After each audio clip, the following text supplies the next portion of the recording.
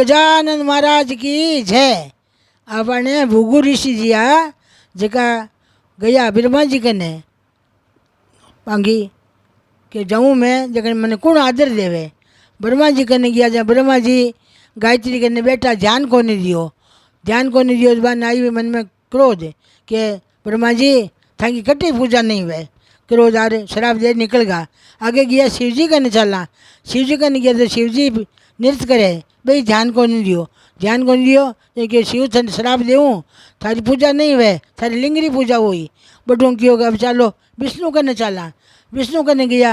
विष्णु कने गया विष्णु निंद्रा में सुता और लक्ष्मी चरण चापे भाई हम को नहीं देखियो आई रीस जाय प्रार छाती मात्र लाथरी मारी। लात मारी भगवान विष्णु गेरी निंद्रा में जाग्या। ये ऋषिवर आप पकड़े लागी तो नहीं है मारो छाती कठोर है तांको कोमल कोमल चरण है लागी तो नहीं है।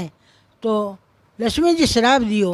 लक्ष्मी जी श्राप दियो कि ये ऋषिवर मारे पतिदेव से छाती में लात मारियो तो थांके ब्राह्मण के घरे लक्ष्मी कदे नहीं ठहरे। थांको काम को नहीं अड़े पर ठहरे कदे नहीं। तो ब्राह्मण श्राप लागोड़ है।